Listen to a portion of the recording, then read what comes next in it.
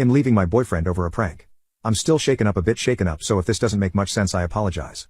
TW for suicide. I, 18F, have been with my boyfriend, 20 meters, for almost 2 years. I moved in with him last August, and things have been pretty rocky.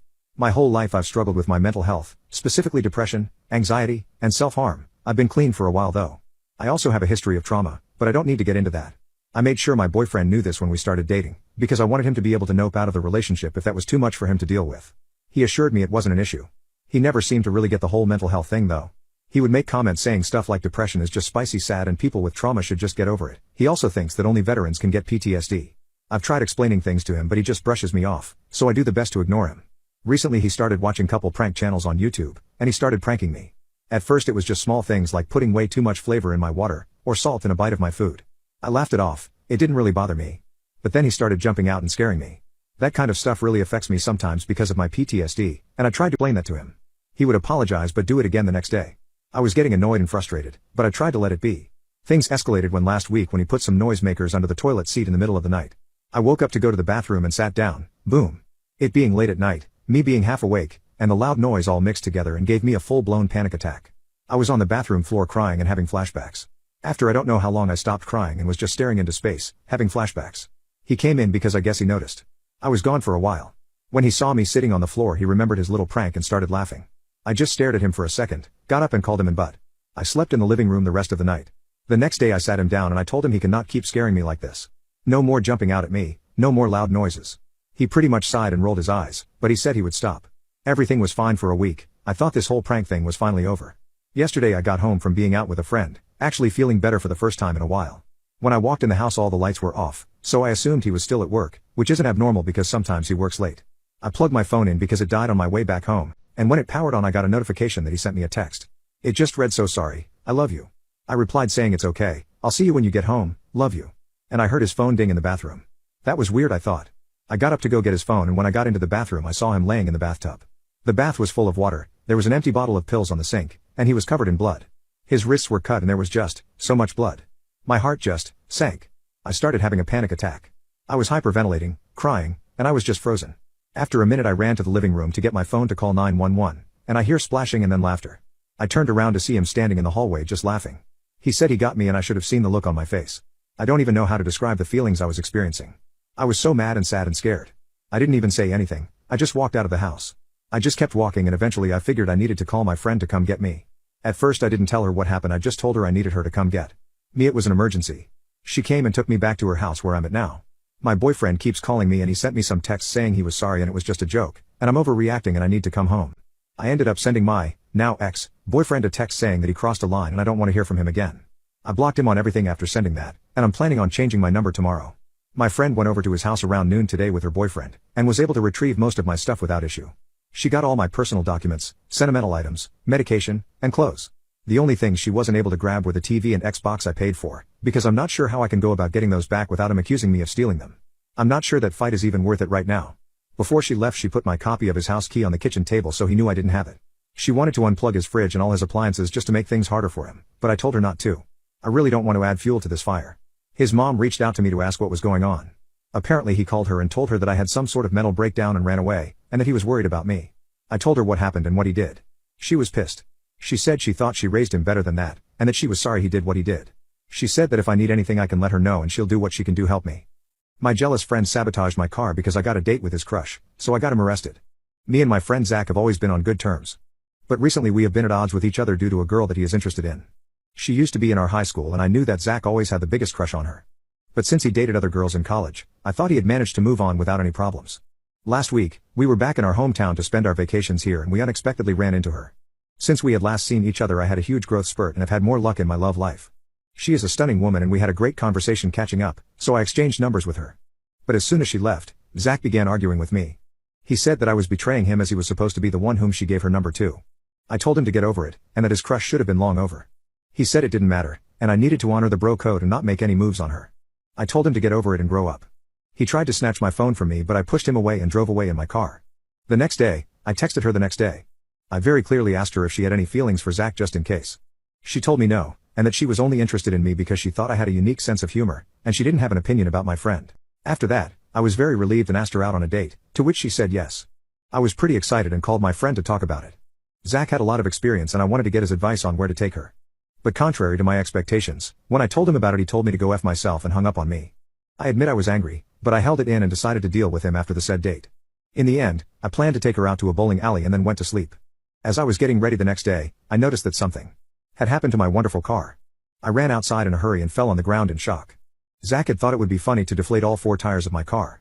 He also decided to smear dog poop on the passenger side window, completely ruining my chances of going on the date. I hurriedly sent him a voice note, asking if he really was the one who did this. Zach, what the F? Why the hell would you do this to me? And he replied very violently, saying F you. You are the worst friend I ever had. You knew I liked the girl and yet you stole her from me on purpose. Did you really think I would let you walk away harmless? I was really bummed out after that, because honestly I thought our friendship was stronger than this. Besides, I wasn't trying to steal anything from anyone. If she had shown any interest in Zach, I would have backed off. I reluctantly texted the girl and canceled our plans. But when I told her about what happened, she got really excited for some reason. Apparently, her dad was a cop and she wanted to help me by reporting Zach. I was hesitant at first because I didn't want to get my friend arrested.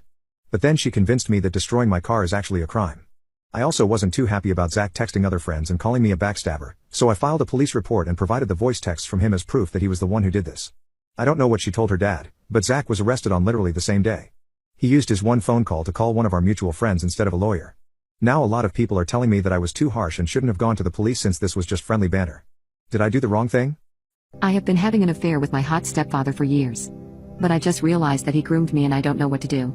My stepfather married my mom when I was just 7 years old, so he has been in my life forever.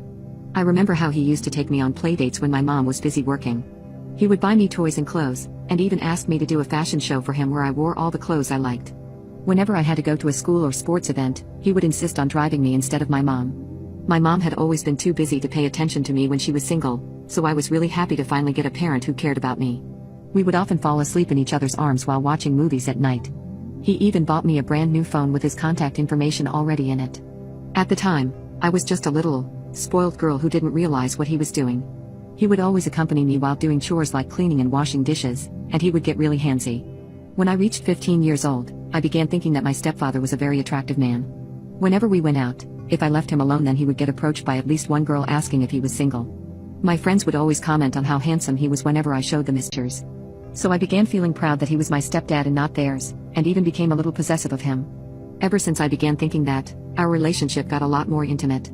If my mom wasn't home, we would sit in the same room and talk all day long. He would even hold my hand sometimes when I was having trouble at school. He also gave me a lot of compliments, calling me beautiful and that he wished he was my age. That being said, I never thought that our relationship would be anything more than that of a father and daughter, until I turned 18. He went all out for my 18th birthday and bought me a brand new car. He made jokes like I no longer needed him since I was now an adult, so I ended up comforting him by saying I would always need him. Little did I know, I should have never said that. A few weeks after that, my mom was out of town for a business trip and I was home alone with my stepdad. Before leaving, I had a huge argument with her where she called me spoiled and entitled, so I wasn't in a good mood.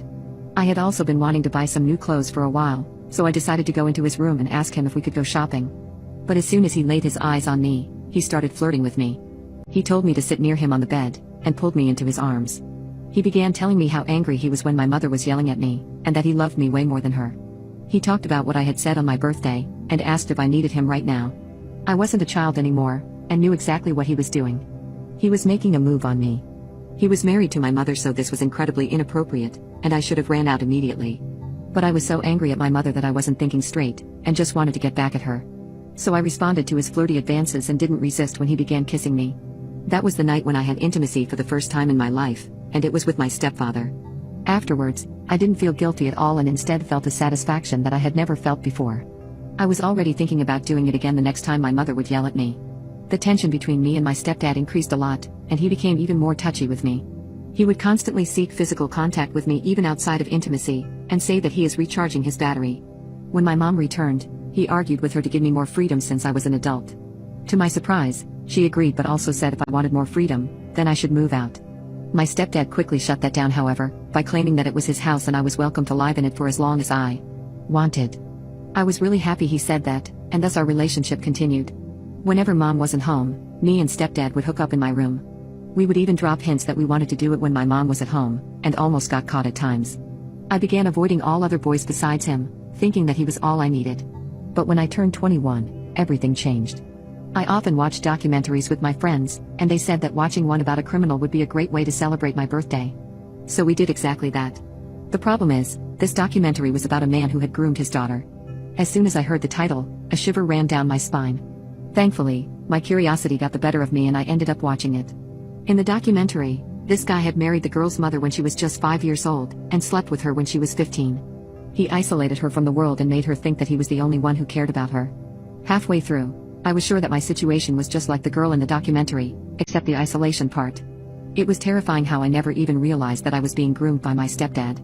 All those gifts when I was younger, all those compliments, all those times we hung out with just the two of us, he was planning on sleeping with me from the start. The reality of what he had done, and the fact that I had actually helped him in cheating on my mother, it hit me all at once. I just couldn't watch anymore and ran out, ignoring my friends who were asking what was wrong. I came home and shut myself in my room, and haven't left ever since. I don't know what to do. My heart hasn't stopped beating loudly and I am so scared. I no longer want to be with him. But I have nowhere to go. I don't have enough money to get my own place. And even if I run, I'm pretty sure that he will follow me and bring me back. People who once lacked motivation but are now successful, what changed? I quit. When my high school counselor told me to quit, I did. I cried, I felt lost, I felt alone. I was always told I'd never make it to college, we were too poor. Loans were something rich people could get. Nobody told me any different. Why waste my time with school? I started working full-time and I was the best employee when I showed up. It was a theme. That began a journey of quitting. It was a long journey, with a lot of obstacles. Wasted time. Parties and clubs, bars, and late nights. I met a girl though. She pushed me to try. I quit my job for a new one with an apprenticeship. I had a reason to show up. It was something I was genuinely interested in. I quit calling in sick. I quit going to bars and clubs. I quit drinking. I quit smoking. There were a lot of positive influences. People. Those were the highlights. Positive people that inspired me, pushed me harder, and asked more of me than anyone else ever had. I learned what humility was. I quit trying to prove myself. I quit trying to succeed. I quit trying to be the best. I quit feeling failure. I started just looking out for others. I quit worrying about what others thought about me, and started worrying about how to help others. My life took a turn for the better. I had mentors at work and a family of my own. A wife and a young daughter. I volunteered teaching school children about science, technology, engineering, and math. I went back to school, to college. I had dropped out of high school with over a year's worth of credits from advanced placement courses. My apprenticeship gave me another year of credit and an associate's. I entered an accelerated bachelor's program that had 16 hours of class every weekend for a year. 11 years after dropping out of high school, I graduated with my bachelor's. 13 years afterwards, I graduated with my master's. 16 years later, I am now halfway through my PhD. I'm on the executive board of 2 nonprofits. I'm a senior civilian in the US Navy with a decade of service, and the CEO of my own consulting firm. What changed? I did. I quit being the kid who was told they'd never have a chance. I started being the man who gave others the opportunity they deserve. I found my passion. My pursuit is giving others the chance to learn and grow, showing them they have a choice. My delusional boyfriend wanted to show off how alpha he was. I think he forgot that I paid for his college, so I got him expelled. I have been living with my boyfriend for less than a year, and things have been rocky to say the least. During the first week, I told him that we need to evenly split things like washing the dishes and cleaning the bathroom. But he didn't pay attention to me. If I didn't wash the dirty dishes, then they would just sit there for days. If I didn't do the laundry, then he would just keep wearing dirty clothes over and over again. I tried telling him multiple times that this wasn't the correct way to live, and that he needed to take some responsibility. But every single time his response would be, "A man shouldn't have to do all these things." The thing is, I was really busy because I was balancing a job alongside my master's degree, and literally had no time to argue. It was much faster for me to just do the chores rather than ask my boyfriend to step up. I was just happy that he was paying the rent on time. But a few days ago, things changed. My master's degree was finally complete, and so I was free to focus on my job and household. So I decided to have a proper talk with my boyfriend, because I didn't want to live life on the edge anymore. I told him that I needed to start taking on the duties of the house. My new job after graduation meant that I would make more than him, so we needed to switch the roles. I thought that he would agree with me, but my words angered him so much that he punched our glass table and shattered it. He completely blew up on me, calling me a woke lunatic and that I was undermining his authority by asking him to do chores. I chuckled at that and asked him, "What authority?" He became red in the face and said, "Let me show you how alpha I really am." Then he began pushing me towards the bedroom and tried to take off my clothes. I don't know what gave him the idea that I consented to this, and told him to cut it out. But he didn't stop, and kept saying that I'm going to service him and he's going to punish me. I called him delusional and that he had been watching too much adult films. I pushed him off me, which was surprisingly easy, and rushed to the door. I had my keys with me, so I just left in my car and went to my friend's house so I could cool down. My boyfriend had literally just tried to force himself on me, and I was sure that I didn't want to stay with him after that. But I also didn't just want to break up peacefully after what he did. His complete disregard of my opinion gave me an idea. You see, around the time we had started dating, he was struggling to pay his college tuition and had asked me to help him. I agreed and paid his tuition for that semester. Well, those records had listed me as a sponsor on my boyfriend's application. So I immediately called the college harassment department and explained the situation. I told them that I wanted my money back as reimbursement for being assaulted, even though I didn't need the money at all. But that showed them that I was serious and could potentially file a report against my boyfriend. If that happened, the college's reputation would take a massive hit. While they didn't give me back my money, they did expel my boyfriend on the spot and banned him from reapplying in the future.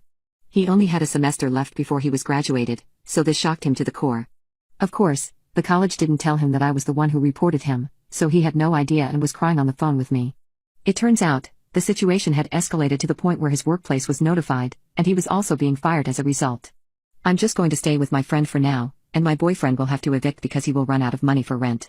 So, just because he wanted to show off how alpha he is now going to end up homeless and without a college degree. People who pooped on the bathroom floor in high school, why? Okay, so, there I was in computer class. We're on Mavis or whatever that thing was that teaches you how to type efficiently. Computer was our last class of the day, then we could go home. Well, that morning, I was just not feeling well. I was the typical faker, and would say I'm not feeling well to my parents time and time again and pray they wouldn't take me to school. But I felt like shit. Dunno why, or what caused it, but I was genuinely sick to my stomach and felt like barfing all day long. So, my parents tell me to use the restroom, maybe I'll feel better afterwards. I went, and nothing came out, mostly due to me being a little anxious at the time. I'm anally retentive, meaning I pucker my anus as much as I can and refuse to poop anywhere that isn't my toilet at home, partly because anxiety, partly due to me being a mild clean freak. This makes long car rides and airplane travel extremely difficult, and requires me to eat very little before traveling. Anyway, I digress. So, around lunchtime, I decided to have some pizza. Pizza day happens once a week, and it's 50c a slice, so I was like, why not? I'll gorge a little. After lunch comes PE, which I resented so much. Who designed our schedule to allow a bunch of full, sweaty kids to eat and then right after, play some football. Always pissed me off the way our schedule was set up. Anyway, come PE, and I'm like, waddling as to not poop myself. I had an opportunity to go use the restroom, but the restrooms were nasty, because sweaty boys plus the pizza poop equals a disgusting aftermath. I went to the restroom, saw the stunned remains of an absolute unit of a turd, which the toilet did not fully eradicate. Went to another stall, just as disgusting as the first. Third was less nasty, but there was something on the toilet seat, liquid, not solid, and just decided to wait till I got home to release the buildup of at least 3 days worth of poop. I should have taken my opportunity with stall number 3. Oh, how I regret that decision. Math and history went off fine. In between those classes and my last class was a break, in which time I decided was a great time to get a snack and a can of Coke. Consumed both quickly and headed upstairs for computer. I sat down, and immediately the urge hit me. I waited. And waited. And waited. Class started, and we were to do our assignments. We were allowed to do them unmonitored, as she was super lax and didn't care. We could literally cheat and she wouldn't care. I was naturally good at typing, thanks to RuneScape, and finished my assignments. I immediately darted out the class without asking to use the restroom, or with the bathroom pass, which was a big no-no in my school. I had a detention waiting for me when I got back, but I didn't care. I was just seconds away from my poop providing enough thrust to launch me to the stratosphere. I went to the bathroom, and wouldn't you know it, all the stalls are full. So, I did the only reasonable thing I could do. I went to the girls' restroom. I then second-guessed that thought. So now, I was torn. Do I wait? Do I go down the stairs and risk pooping my way to the moon? Do I risk getting caught by a girl in the girls' room? I made a decision to go downstairs, and I could feel it nearly poking out my sphincter. So I ran into the restroom, pulled my pants off and placed them on my bag. I like to poop naked, sue me, and before I sat, I looked. It was the grossest stall of all time. Someone didn't flush. Red alert, red alert. My little 12-year-old brain could not stand the thought of my poop touching someone else's poop, and risking the possibility of the poop splashing back onto my butt. So, I squatted above the toilet seat, and released. My calculations were so exact, that with the force I exerted on my sphincter, and the proximity of my hole to the toilet, that I thought the poop was gonna land square in the hole, and all would be said and done. My calculations were off. By a lot. I was a good couple inches from being anywhere close to the toilet. So I shat right in front of the toilet. I went into panic mode. I flipped out. Do I clean it up? Do I let Leguizamo, the school's janitor, clean it up? Am I gonna get a detention for this? Or worse, a Saturday school? So, I wiped, put the TP in the toilet, and didn't even flush. I washed and walked out, obviously panicked. I was so self-conscious and anxious at the time, that I sprayed myself down with the choicest body spray around, Axe body spray, to mask the smell of poop that I know would linger around until I showered. I walked out of that stall anxious as could be, and got a drink of water, and went back to class. The next day, an announcement was made before the Pledge of Allegiance, stating that there was a dookie dropped in front of the toilet, and not in the toilet in the bathroom across the computer lab. For some reason, I felt proud of myself. I wasn't caught, and I'm sure Mr. Leguizamo was the one who cleaned it up.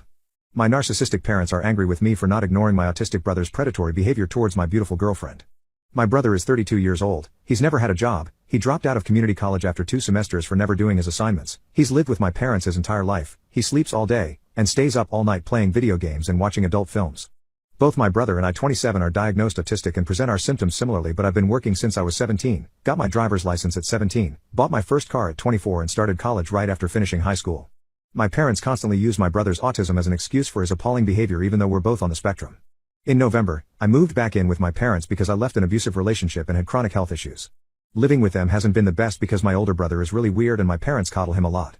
It's like watching a grown man wearing a diaper and getting fed airplane style. I met my current girlfriend 23 and we've been together for a year. She's really gorgeous and sweet.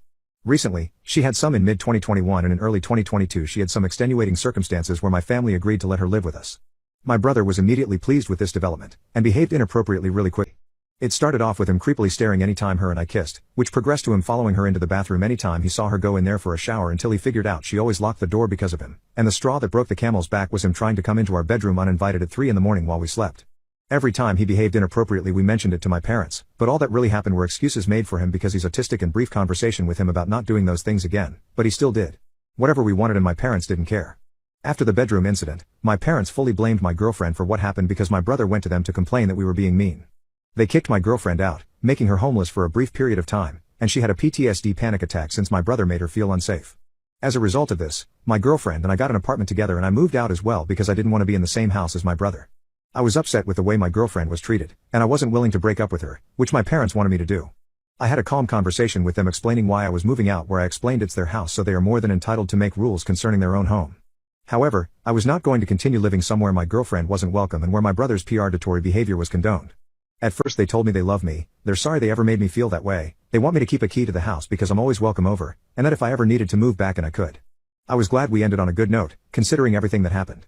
But several days later, I went over to pick up some more of my things only to find that my parents had changed the locks on the door. Later that same week they tell me they're angry with me for being ungrateful, saying I hate them, and calling them bad parents, none of which I ever said.